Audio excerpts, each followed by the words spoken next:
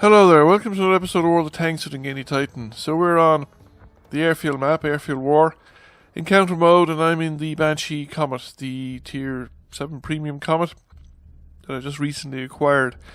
I think in this particular battle I actually transferred my Centurion Action 10 crew, so they have like 10 skills,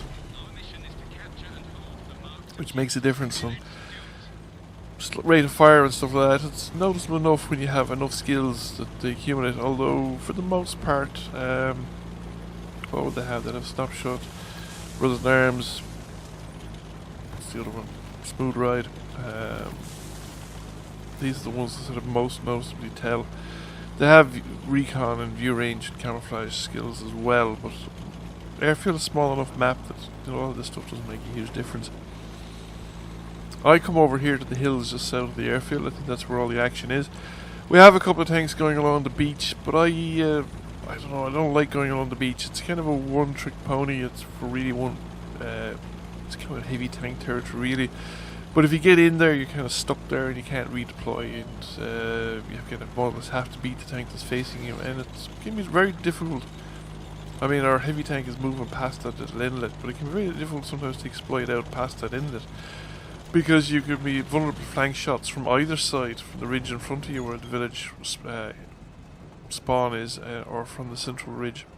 I was hoping coming up here that there'd be a few tanks moving in towards the central ridge, or else that I would have been driving through the village basically and up in this direction, and I'd get a few shots into them from the side here, but it turns out nobody's come this way. The enemy team are only now starting to appear at the other side of these hills, so I'm going to have to relocate if I want to start doing some damage. So I'm going to come down here, because we are actually, there's not a lot of us here. There's a heavy tank out of the edge of the cap circle, which is a very bad location to be in, and he's gone. And there's a couple of myself and a couple of other medium tanks. Okay, we're getting some reinforcements coming up, but I've managed to get a couple of hits into the 45 TP without getting anything in reply, which is always good. It's always a good start. There's some kind of an IS or something behind me, so hopefully I can do it again. Now I fire again, but I don't connect to the shot. Is it a T20? Actually, it looks more like a T20. But the 45 TP is on very low health, and he fires again, and then there's, oh, we're in trouble now. This is a Tiger P, and I can only penetrate frontal weak spots of the Tiger P. So with snapshots of that, I'm quite lucky to hit them. And also, there's a Jackson, and the Jackson can penetrate me if he knows what he's doing and he knows where to shoot, depending also what gun he has. And the Jackson is actually hard enough for me to penetrate from the front. I don't think I'd manage to penetrate the turret, so I'm really reliant on getting any shots into the upper front glacis on the front of the tank. I'm picking up some assistance damage there as well, so I come around to get rid of the 45 TP, but he manages a solid hit and takes out my commander, so I bring the commander back, and let's see if we can finish off. No, that fell short.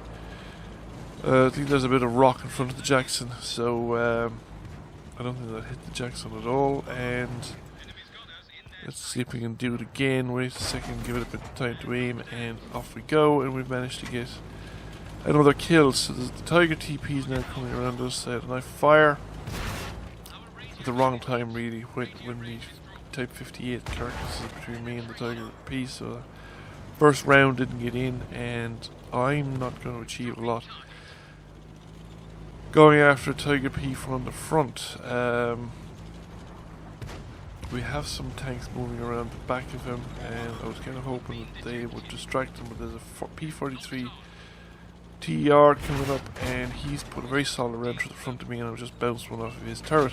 So I'm going to go around. Actually, what I decided to do at this point was that I decided to put cap pressure, go into the cap circle, and hope to make the enemy make mistakes and to try and reset the cap, put some urgency into their action, so they're going to have to push a bit harder. The Type 58 after being revealed, now I don't know if it was me that revealed them, or I don't think it was me, I think probably the heavy tank moving forward. We've tracked him in the spot, and we're putting rounds into him, and there's also a Yak Panther, and we're going to start putting rounds into him as well. So the Yak Panther is attempting to kind of wiggle around a bit, but he's staying in he's standing his ground, which is going to give me more opportunities to put more fire into him. And we're one more shot should do it, and that's it. That's the Yak Panther out of the case, and now we're tank up. So we have 3 proper tanks and two tank artilleries, and they have 2 tanks, and their tank destroyers just died. So it's now 3 of us against it was 5 of us against 3 of them, but one of our tanks just died, and the B-43 has only got 8 hit points left, so we take him out as well. And there's nothing left but the artillery, so we're going to go for it. There's nothing to lose, really. The artillery's in 1 or 2 locations. He's down around the spawn location, or he's probably up C1, D1, there around. That's kind of the spots where artillery goes on this map, and either are useful.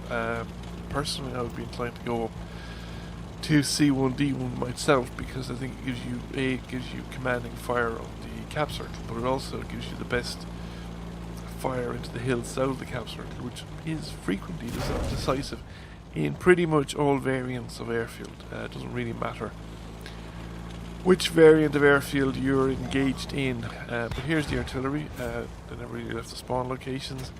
Keep moving, don't give them a chance to put the gun in front of me. I think we've taken in an engine because he stopped tracking me there sideways. And there's an M12 up in the hill, and that was one of our artilleries, I think, falling short. Trying a hurried snapshot before I got there. So he's trying to back up the slope to get the downward gun depression to shoot me, but I'm basically too close, and I take a huge risk here by backing out.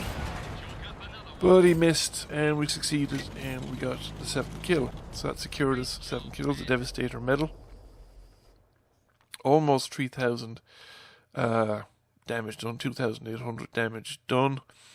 And what else did we get out of this? 7 kills. So we managed to get a high caliber. We got a first class mastery, the Devastator for 7 kills, the new Pascucci's medal for 2 artillery destroyed, and of course Top Gun, because we got 6 kills as well on our way to getting the 7 kills. So that is the Banshee Comet, and yes, it's a pretty decent tank. It's pretty much plays pretty much the same. We're coming number 1 by experience, and yeah, we did pretty well in the damage department. Plays pretty much like the regular Comet. I don't see much of a difference between it and the regular Comet, and I think it's still a very enjoyable tank, and I'm still having a lot of fun playing it. There are certain situations that it won't do well in. It won't do well head to head against heavily armoured enemy tanks. However, play to its strengths and you'll be rewarded. Anyway, thank you for watching the video. I hope you enjoyed it. Please give it a like and a share. Feel free to comment. If you have not already done so, please subscribe. I will catch you all again soon. Bye for now.